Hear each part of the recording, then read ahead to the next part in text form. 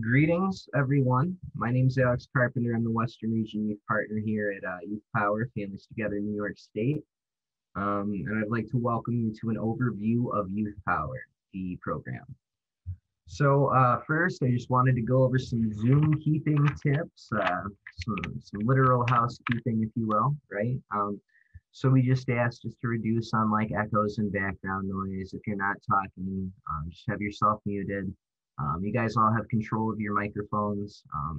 So if you do have any questions, or there's going to be a couple times where I ask you guys questions, feel free to unmute yourselves and just answer. There is a chat feature that you can pull up, Zoom keeping. So there is a chat feature you can pull up that is being utilized right now. So if you don't necessarily have access to a good microphone, or if there is a lot of background noise, but you still want to participate, we've got the chat up and I'm monitoring it, and an additional staff member is monitoring it as well, so that nobody's chat gets overlooked. And then I think lastly, just get acquainted with just get acquainted with your Zoom microphone and video buttons there on the bottom of the screen. So you guys don't have to be on video if you don't want to. We encourage it because it's easier for us to read the room and call on people who are answering questions when we ask them. But we understand, that cameras come with a little bit of anxiety. And I was just telling Zach, I'm camera shy when I present because I get up here to read. I'm really blind and I feel like I look goofy. So we understand if you guys don't have your camera on, it's totally cool too. But we do encourage it. So the button's down at the bottom. And I think with that, I'm ready to begin. So first of all, Families Together in New York State is a family-run organization that represents families of young people with social, emotional, behavioral, and cross-systems challenges. It's the credentialing body of the FPA credential, Family Peer Advocate, and the YPA credential, the Youth Peer Advocate. Those are both Medicaid billable services that people can receive from providers in the state. And Youth Power is Family Together's statewide network that is run for and by youth and young adults. I kind of just want to add that since it says it's a family-run organization, it doesn't specify, everybody in the organization is also a peer, right? And when I say that, what I mean is that everybody in the agency has some sort of lived experience in a service system setting. I, for example, have lived experience in the substance use realm, in the juvenile justice realm. Some of our staff members is made up of folks who have gone through mental health or residential treatment services, or who belong to the LGBTQ community.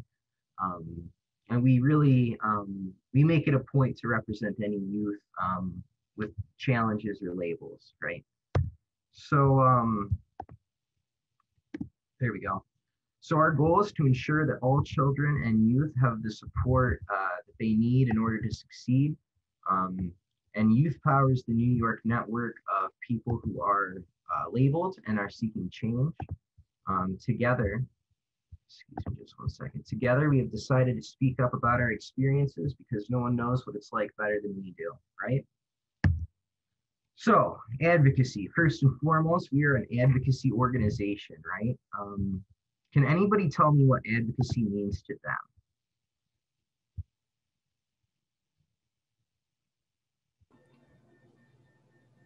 And like Alex said, you guys can feel free to type your answer either in chat or you can say it out loud, whichever one you're comfortable with. Yes, feel free to unmute yourself.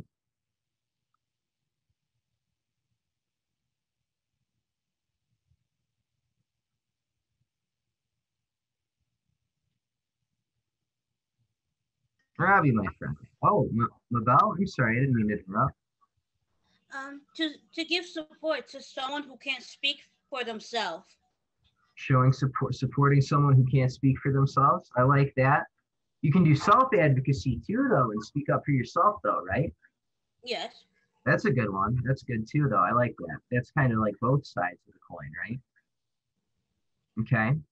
Okay. Anyone else? Oh, I think I see something in the chat. Let's see here. When you embrace what you believe in while doing public speaking. I like that one too. I like that one too. You know, because you are believing in something. You are kind of taking on something that you're passionate about, right? And public speaking, not even just in the manner of speech, but you know, there's things like artivism where people use art as a form of advocacy, you know, to show different oppressed or marginalized groups or justify causes. Anyone else? Can anybody tell me an advocate that they know of or know personally?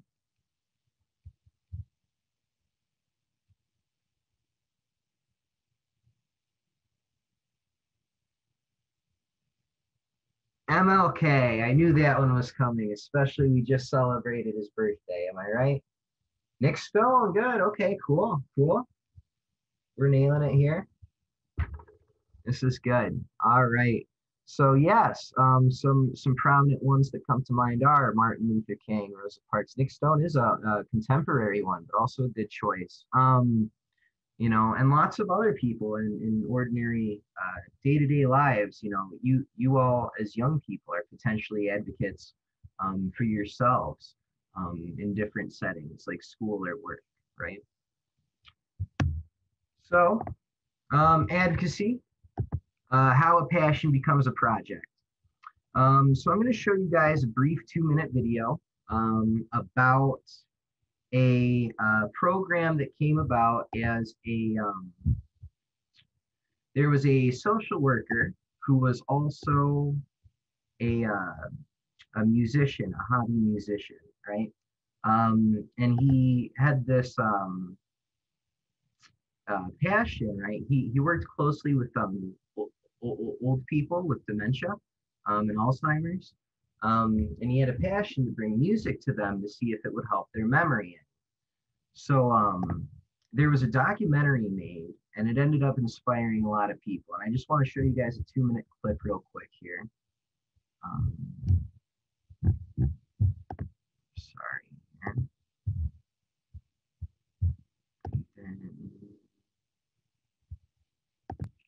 Sound. Sorry, guys. All right. Can you guys see it? How old are you? How old am I? Yeah. I'm 90 years old. What was life like when you were a little girl?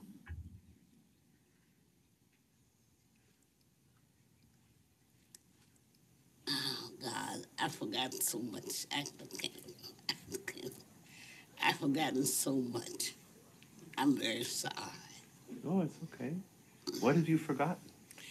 I've forgotten what I used to do after I became a young lady. I've forgotten so much. I can't remember. I've been here 90 years. And if I could remember, I would tell you, but I can't remember. I want to try an experiment. What? I want you to try and let the music take you back into your memories, to travel back into time. And then we'll stop and you can tell me where it took you.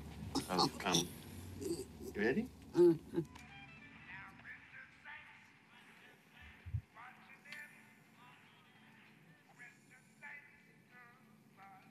That's a good song. Yes, I want to be in that number. I went to sing. Wow.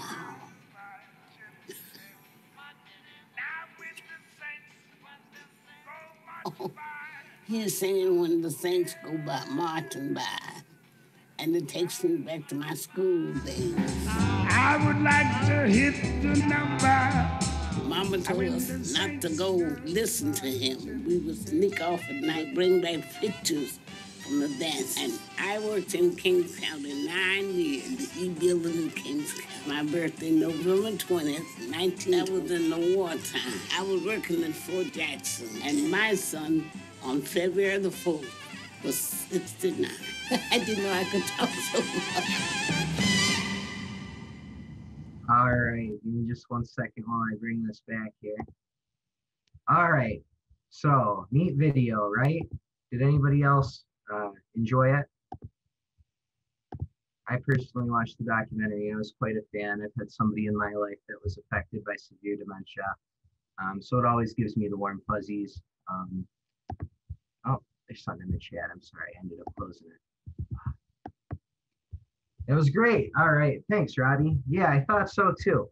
And lots of other people ended up thinking so. Gosh.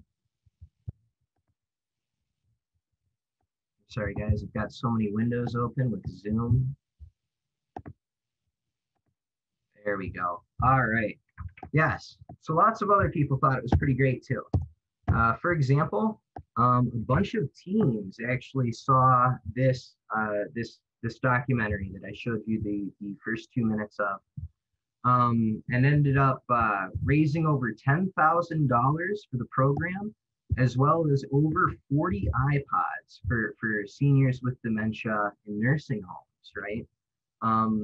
Additionally, lots of programs actually across the country have started volunteer programs where youth and young people help the elderly with their iPods. They typically need a little bit of help getting their iPod set up and getting them music from back in their days and helping them out with that. It really helps their memory. It's quite intriguing. I encourage everyone to watch the documentary.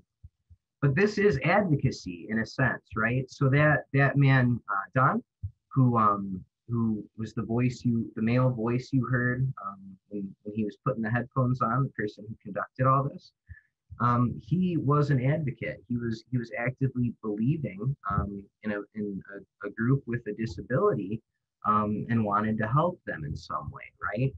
And what these teens did is another example of advocacy, right? Excuse me, called grassroots advocacy, right? So grassroots advocacy is a term that I think it's used relatively frequently these days and doesn't always get the exact definition that it deserves. But grassroots advocacy essentially just means something from the community that's organic and natural and just comes about because there's a cause that's believed in from ordinary people like you and me, right? So I just wanted to share that with you guys. Can anybody tell me what they think about that? Any opinions?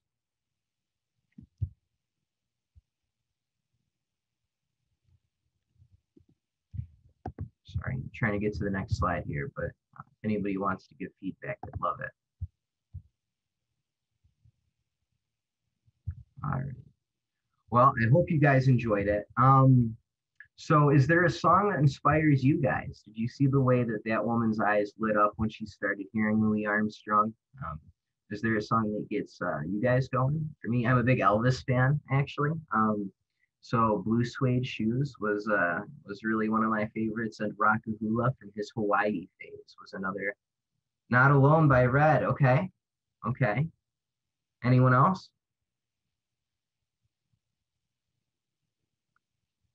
My daughter's been jamming and dancing to the main theme from Descendants lately, or Descendants 2 or 3. I don't know how many there are. I'm starting to lose track of all these, huh? Oh, Bohemian Rhapsody. Tell me about it. You know, what truly an interesting piece of art there. Yeah. All right. Anyone else got a song that inspires them?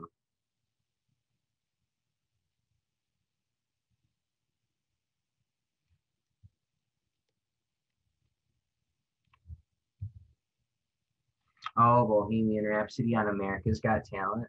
Yeah, that's a frequent one. It's a tough one too. There's certainly some high notes there, huh? Oh,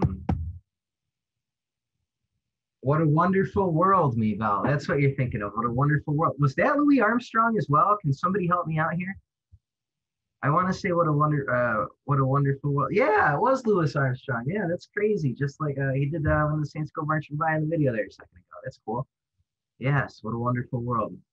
There was There was a version done by a Hawaiian man relatively recently that was very beautiful too. Israeli Kwaka, Israeli K. You'll have to Google it. Super great to check out. So, just kind of want to bring it back to advocacy and stuff we do, right? So some of the stuff we do involves regional focus groups for young people, right? That's where we get young people like yourselves together to talk a little bit about, what's affecting you guys in your lives and what things are should we be focusing on when we're representing you at different levels, when we're representing you in front of, the agencies that oversee mental health services, or when we're trying to talk to legislature or policy bodies, the people that make the laws and the rules and whatnot, we want your guys' opinion on what we should exactly be asking for, right? There's also pleased meetings, right? So we'll talk about pleased and YPAL just really briefly here. But pleased is for youth peer advocates, right? So those are people, a youth peer advocate is essentially somebody who is in the systems at some point, right? So I used to be a youth peer advocate because of my experience with the mental health and substance use realm. Youth peer advocates are typically made from youth who have gone through a service system like mental health, substance use, foster care, etc. And go out using their lived experience to help other youth that are currently going through that, right? So pleased is a meeting where we get those young professionals together and for kind of a professional and personal development type meeting, and our meetings range from anywhere from something that they as a group need help with, or something is, documentation was done just recently. If you are a youth peer advocate, or if you're another person who, works with youth in a similar way, or if you're interested in finding out more about being a youth peer advocate, you could join by reaching out to your regional youth partner.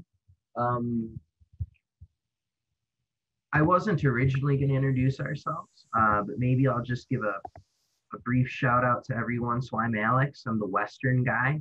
I got a quick question. Shoot. My name is Sam Encarnacion. My son is standing here with me.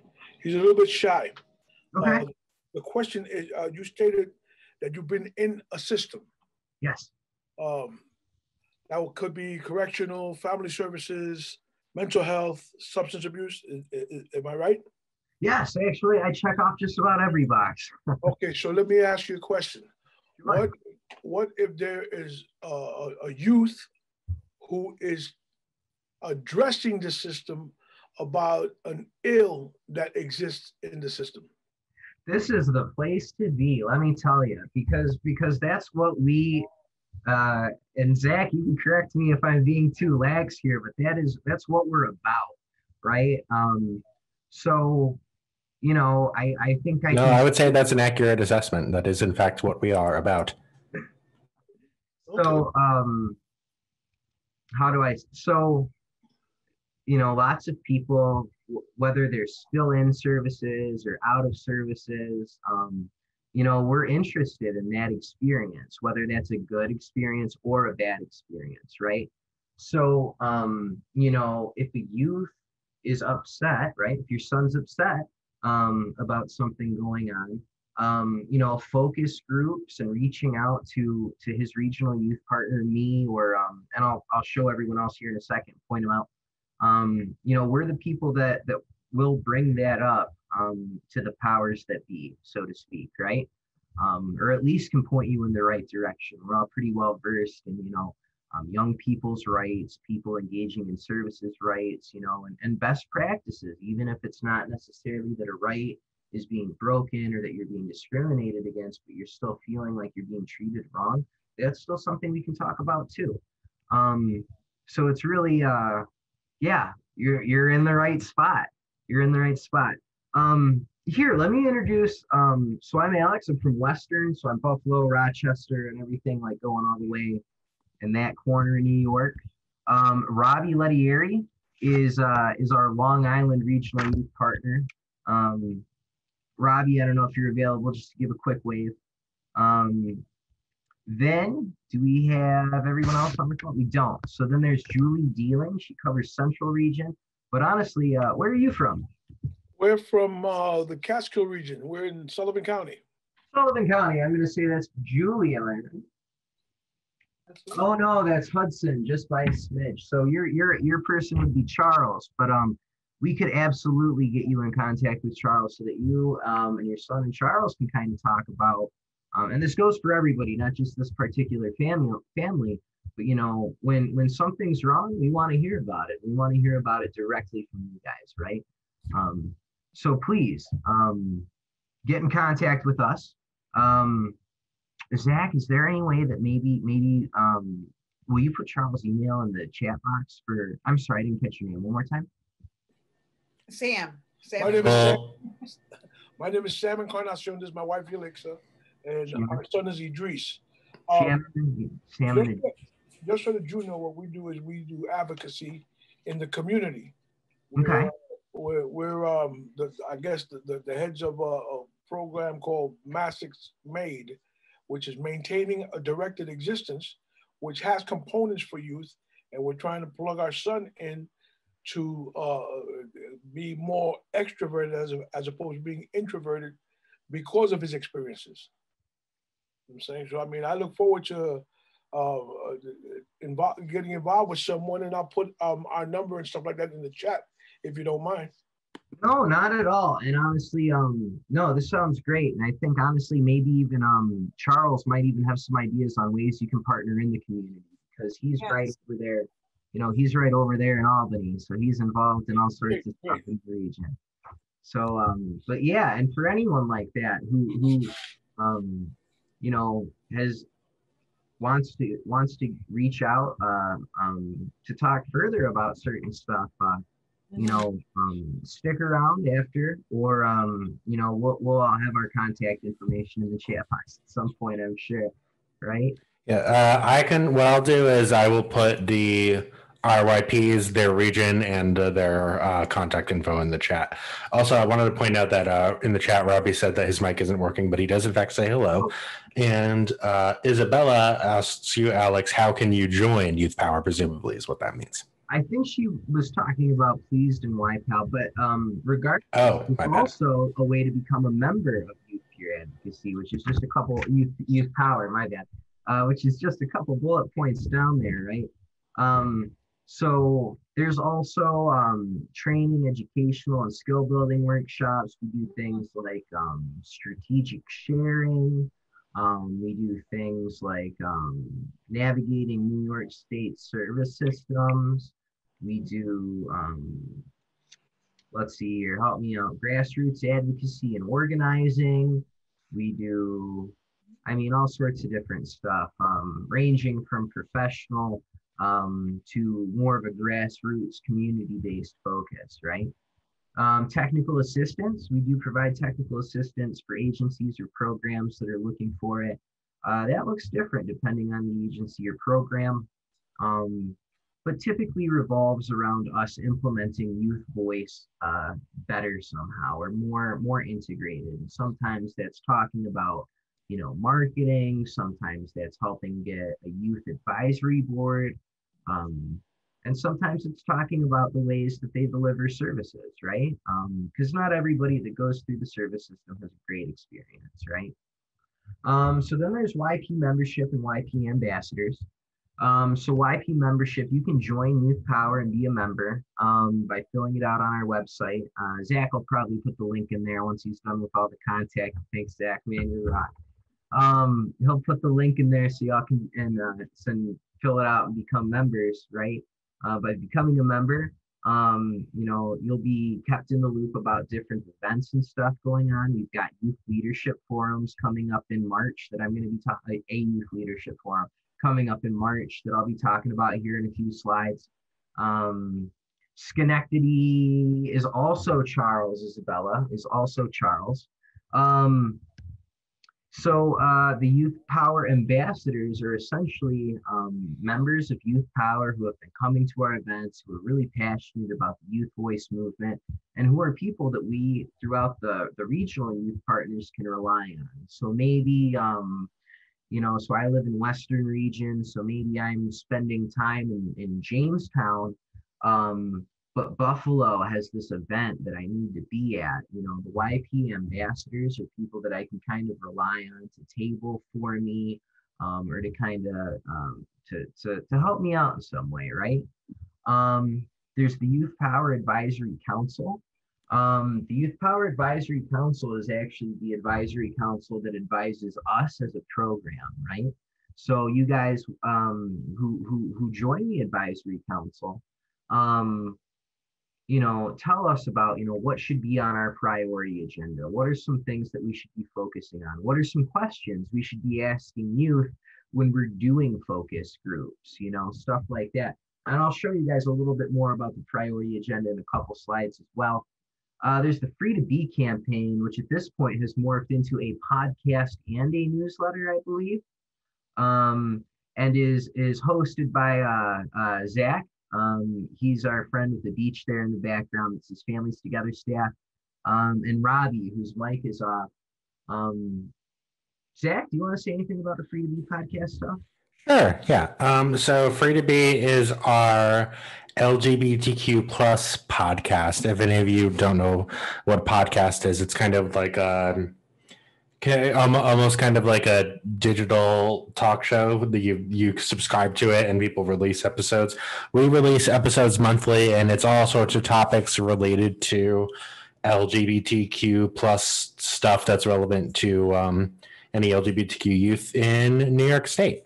Robbie just recently hopped on board, so our latest episode was all about LGBT specific stuff in Long Island, because he's the residential expert for that area. I'll put the link to that in the chat as well, if you all want to subscribe and listen. I may be biased, but I think it is pretty good.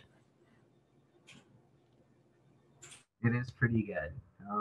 And then we also have the YP Hope hashtag thing going on, right? So, that's something we started a few years back that's turned out to be something long lasting. And it's essentially a campaign for Twitter, for Instagram, for Snapchat, or all that, where people, write something about what gives them hope, or take pictures with various hope pictures. I wonder if I've got mine on here. Oh, no, it doesn't. If I turn my camera off, does it share? No, it doesn't. But essentially just like a hope poster board at different events in person. You will see boards like this. I'm a little biased. I made this tie-dye one myself, but and holding it up, taking picture, post the hashtag on Instagram and such, right? So, excuse me, guys. The home office organization calls, huh? So, so we do advocacy and networking in some different realms as well, right? So though we're funded by the Office of Mental Health, we are funded to work cross systems with youth of, with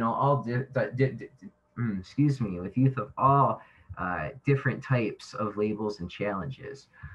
So like cross systems, we've got promotion and participation in public forums and input sessions. So frequently you'll see one of us at different town halls or Board of Education meetings, or what am I at a lot with BOCES? The Community and Schools Together Assistance Center meetings, right? So that's where all the community partners get together with the schools and the BOCES people. Presentations at conferences, events, and to councils. So I've done presentations at things like the Substance Use Recovery Conference last year, the year before that. Wow, 2020 was a quick year. We've got representatives on councils such as the New York State Independent Living Centers. We're a pretty tight-knit group with the independent living centers here in New York. At the youth leadership forums I've briefly mentioned, and we'll talk about more further, they actually come and do a portion on living independently, right? And collaboration with the Council on Children and Families. They're an important body in all sorts of advocacy and public policy kind of work, right? And then there's the Youth Power Advisory Council. So that's where young people with disabilities guide the work of Youth Power. We are recruiting and engaging members. You know, if you think you would be a good fit for the Youth Power Advisory Council, I wholeheartedly encourage you to apply. Yeah, fill out the application. Your regional youth partner will get in touch with you. We'll set up an interview with our director, and you and me, or not me, my counterpart, the regional youth partner, director, and you will have a little interview and check it out and see if you're a good fit. You know, if you've really got passion about your experience in the system, we really encourage you to fill out the application. You know, we want to hear your feedback. This is our priority agenda. So this is just a little piece of our priority agenda, actually, that I kind of just screen grabbed using the power of technology. That kind of just gives you a brief idea of things that we're about, right? So increase youth guided practice, right? So that we've got, you know, when people are engaging with service systems, the people who provide the services, the counselors and the caseworkers and stuff, know what youth guided practices look like, right? They know how to better engage with youth. Expand youth peer support. So like I said, youth peer support and youth peer advocacy is officially a Medicaid billable service and evidence-based practice that we are the credentialing body of. So we really make it a priority to try and expand that throughout New York State. If I may. Go ahead. Is this a specific certification in youth peer support? Yes, it is. Yes, it is. So I hold a peer, New York State certified peer advocacy certification, and I'm a New York State authorized trainer. For the Academy of Peer Services, right. CPS one, right? Right. Yeah. So that's another credential that's out there. And it's certainly a good credential. I've taken the courses. I got the credential myself at one point. Ours is unique in a way because as of right now, it's the only one approved by Medicaid that you can actually bill Medicaid for, right? Lots of times when people have a certification like the New York Certified Peer Specialist one, their agencies are typically funded by like private grants and stuff like that. And with the YPA credential, the Youth Peer Advocate credential, it's Medicaid billable. So it's not necessarily, so even though it's a nonprofit that's theoretically delivering the service, they're Right. still getting funding from the state as opposed to from a private grant or something. Yeah, great. I just got the link sent to me, so I appreciate that. I'm just full of questions, you know what I'm saying? No, we appreciate the questions. This is supposed to be interactive, and I like the interacting. You know what I mean? Yeah. Awesome. I'm also on the board of directors for FOR New York. Oh, Friends of Recovery. Yes. Wow. Yeah, I was involved with Youth Voices Matter for some time. We partner with Friends of Recovery New York relatively frequently. You might remember Friends of Recovery New York actually did a presentation at our Families Together New York State annual conference in 2019, I believe, didn't they? Yeah, I think I saw that on our website. Yeah. I just newly came on board. However, I've been in the human services, recovery, advocacy field at least 40 years. So, I mean, I've worked in the correctional system. I work in the county jail. I work in the local hospital.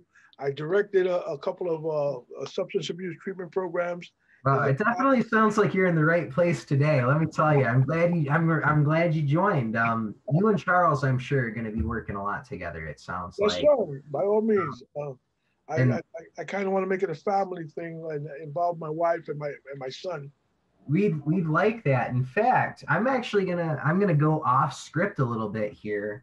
I know we're short on time. Isabella, I'm gonna take your question just 1 second. I want to give a quick plug for our parent advisors. Um, so across New York State, in each region, Office of Mental Health splits New York State into five regions. We've got either one or two parent advisors that are um, they do what I do, right? Except they represent parents and family peer advocates throughout the state. And I think that Nancy, if you're available, I think that, maybe if you could put the contact information for Kim and Barb in the chat, or I could have Charles do it when they connect. But I think you guys would do really well there. That would be great. That would be great. Well, I should be able to link. I think we have all the contact info for the parent advisors in like one place. So I should be able to link that as well. If you look in the chat, there's just about like 7 or 8 different relevant links about relevant stuff that Alex has been talking about. So feel free to peruse those at your leisure. Yeah. Check out the chat box. Isabella, go ahead. What's your question? So yeah, I think this sounds amazing. What I'm confused on, and maybe you said it, I don't know. So I've done public speaking conferences for on trauma, all of that. Like I have experience doing it, but I have no educational experience. Never been to college for it. Don't have a degree. So is that still okay? Like, do I need to get a degree? Do I need a certification to even join? Wow, that's a great question. So, I feel like in today's society, a lot of times people place lots of worth on things like degrees and pieces of paper, which is great. But at the same time, I feel like lived experiences and things that we've gone through sometimes get the short end of the stick, right? One of the great things about this realm, right, is that it's not necessarily about your education. It's about what you went through as a person and the way that you are going to use your lived experience to help others, right? So, I'll be completely transparent. So I was a youth peer advocate, and all I had was a high school diploma. And really, I was qualified for the position because of the experiences I had in mental health inpatient, in mental health outpatient, in substance use outpatient, in rehab, and in jail. That's what qualified me as a person who was able to talk about these systems, right? So, if you don't have a degree, it's nothing to be down on. This can be something that you do while you work on a degree. Lots of people do youth peer advocacy in some form or another at some agency while they're in college. That's how I started, actually. I was in college to get my my associates in addiction sciences, and I started working as a youth peer advocate. And I had a recovery coach when I was in rehab, so I was relatively familiar with the concept, right? And it's very similar to sponsorship, like in AA and NA. And coming from a substance use background, peer experiences and peer support made a lot of sense to me.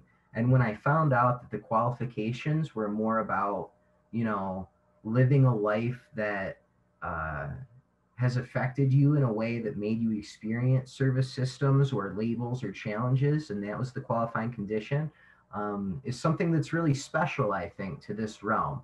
There's not many places that would hire me just because I went to jail and I'm a recovering addict, right? That's not typically the qualifying condition, but here that means something.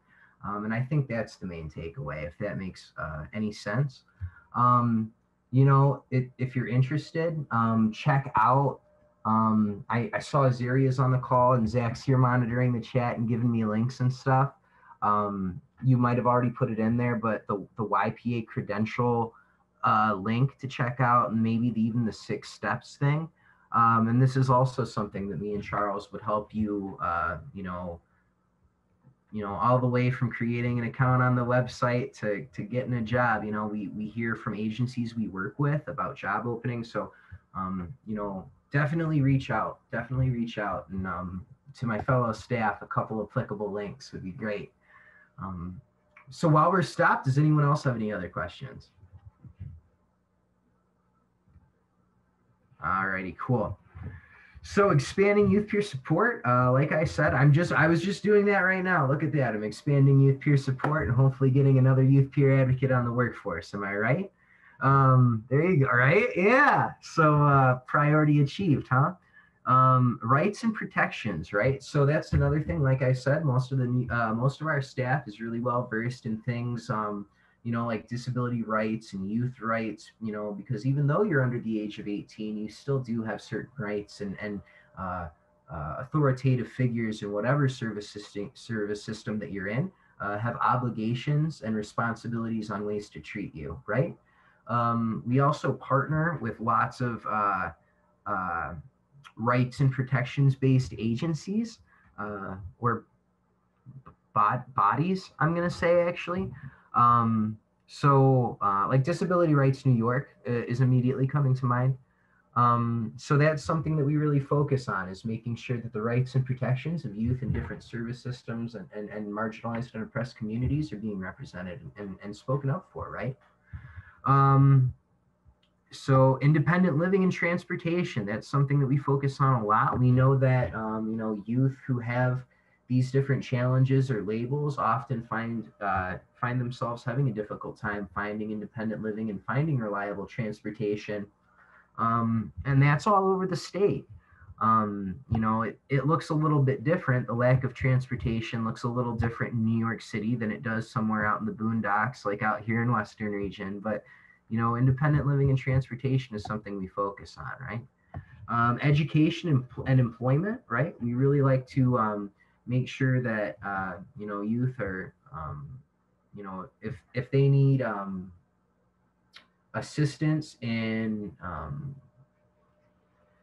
with a 504 or an IEP plan, and if they need guidance on how to talk to people about that, or what the rights and obligations that are involved in that are, that's something that we're involved with. The same with reasonable accommodations for employment.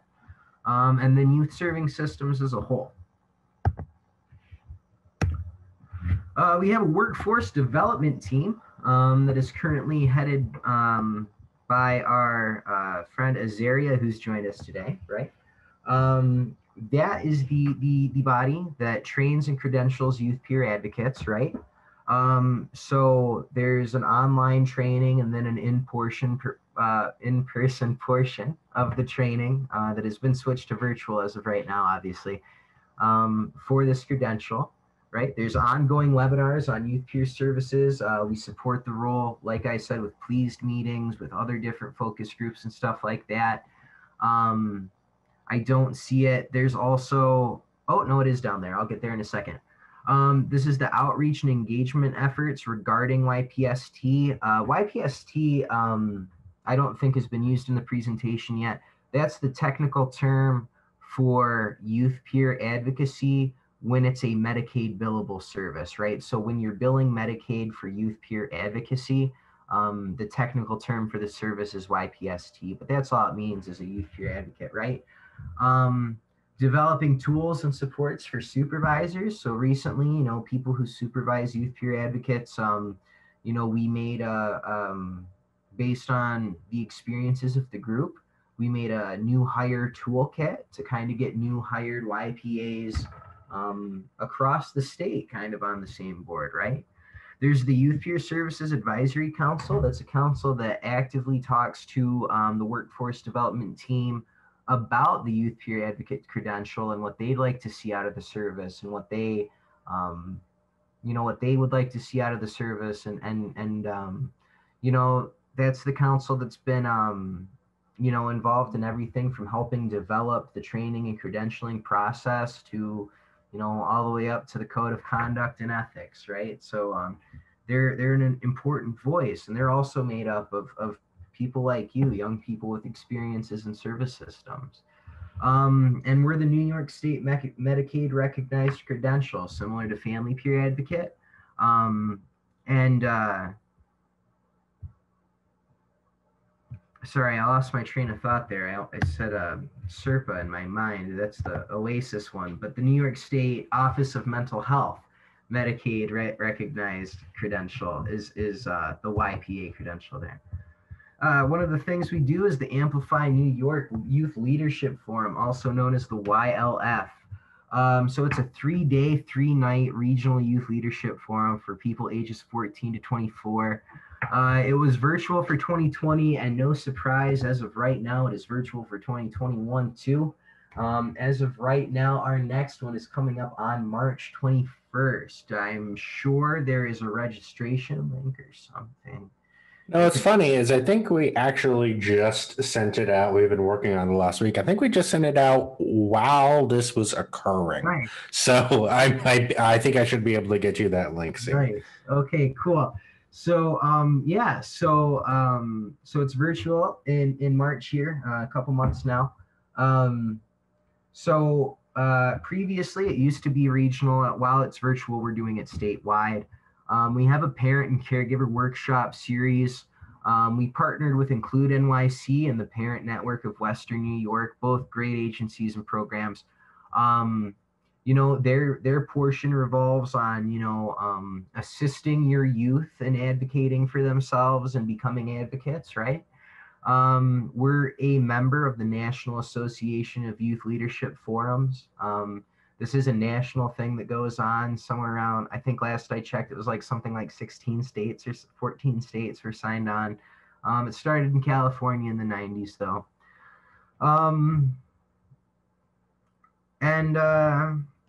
Actually this other stuff is not quite correct with the virtual modification, but there's leadership workshops that also come in.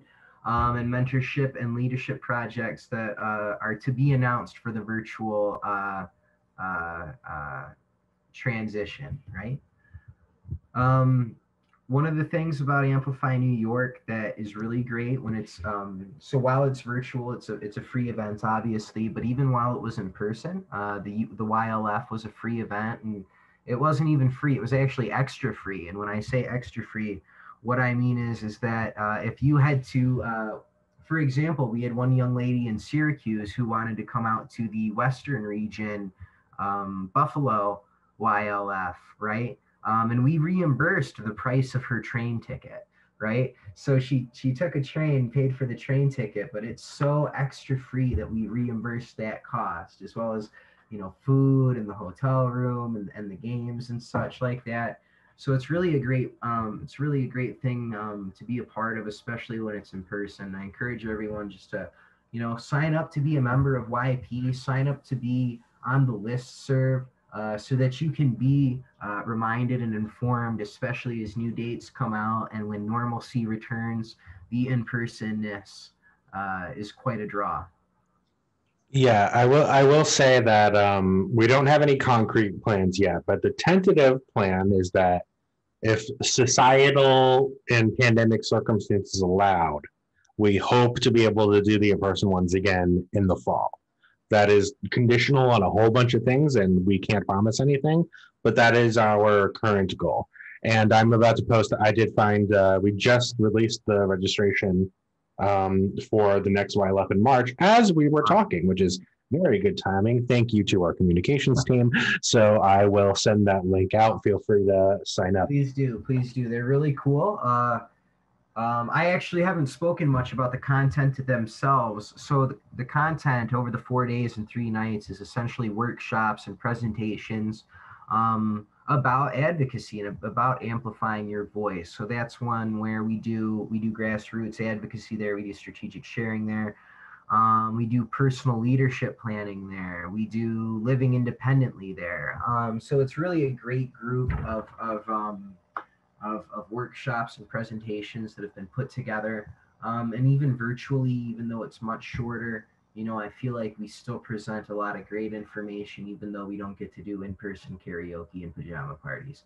So it's all right. We're moving forward. 2022 is going to be the year. I'm sure of it at this point. Yeah. Maybe late 2021, but no promises. Right. Yeah. Because I was the guy that said, "Oh, by November everything will be fine," and November was not fine. All right. So the next event we do is the University Youth Power. So this is a yearly thing for everyone across the state. It takes place in Albany at the College of St. Rose. It's really similar to the YLF, but it's based on like a college type setting. So you choose a major. Last time we had peer advocacy, systems advocacy, and recovery advocacy. Friends of Recovery New York and Youth Voices Matter actually partnered with us. Are they in the picture? They're not, but I think this is 2018's picture. But up to 120 students can register. Oh, and the annual leaders dinner, which is really cool. We get representatives and legislative bodies and governing people from across New York to kind of sit down with you. And you can tell these elected officials typically, or these people in charge of they're the powers that be. Zach, how would you define them? Yeah, it's representatives from different, like there would be someone from the New York State Department of Education there, someone from the Office of Mental Health. So representatives from those agencies, and we would give the young people there an opportunity to basically speak with them directly about the issues that they care about, which is not an opportunity that comes across very often. Awesome. Oh, Maybell says class of 2016. I wonder if that means she was there. Isabella, very similar concept to peer mediation. I did something similar when I was in high school, right? And they kind of give you like a training on like de-escalation tactics with other students and whatnot. Very similar idea, except youth peer advocacy is a job. You get paid like an hourly wage to do it. And it's really about using your experience, to kind of help others. And, when I was in drug court, I know I had a tough time going to 5 meetings a week on top of school, but I still, this is how I was able to work with it, right? Just for the sake of time. So the annual leaders dinner with different governing bodies and people in charge of various head honchos of different agencies and departments. Sorry, I'm trying to get to the next slide here. Oh. All right, there's the Families Together New York State Annual Conference. So sorry, guys. So it's open to providers, families, and youth. We do have a youth track. That's kind of what you see in the background of this picture here is the youth speak out. People have made signs and whatnot. Some people sing. I've heard a couple of raps, and I believe what one would technically consider slam poetry. So it's really great. I really encourage everyone to look into that. I think the next one is not on the books yet. So, sign up to be on the listserv and stay in touch. So when it does get announced and the registration is flown out, it is in your email inbox as soon as possible. So just to wrap up, right? What are some things or groups you guys would like to advocate for? I kind of just want to ask the audience in general, some of the things we thought about. iPods for the elderly, kind of like that one guy did at the beginning of the presentation. Limit restraint and seclusion. You guys would probably be surprised how many youth homes still practice a high level of restraint and seclusion practices, as well as one place that's kind of famous for using shot collars on kids, which is technically somehow still legal, I guess. Affordable housing access, community-based substance use disorder and mental health treatments, right? Some communities are really lacking in services, right? I live out in the middle of nowhere. It's 2 hours to my nearest rehab facility. It was really hard for me to get in there, right? And racial equality, right? I don't know about you guys, but watching 2020 unfold really gave me a whole new perspective about racial equality. Being a rural white male, racial equality is really something I personally want to advocate for at this point. It's something I've really opened my eyes to. What about you guys? Anything? For me, I have a lot of disabilities, so to speak up about that. And then, no, that's it. Well, I have other things, but that's like the main thing. Disability rights and awareness and reducing stigma. Yes, absolutely. All sorts of stuff play into that. The affordable housing access, that could be a conversation that we can have, because I've been faced with a couple of situations where I've had a teenager who's been displaced or homeless and no place to place him. So I like to conversate and advocate for the establishment of that type of safe home environment for displaced teenagers that are either using substances or coming from recovery from using substances or from the correctional system, you know what I'm saying?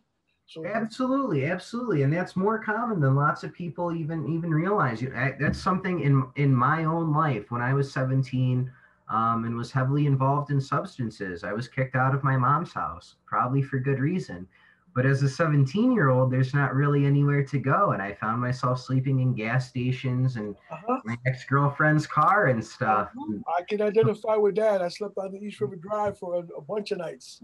That's it, so affordable housing and safe places for youth to go when they're minors and trying to get stuff figured out. That's absolutely something to advocate for. Anyone else?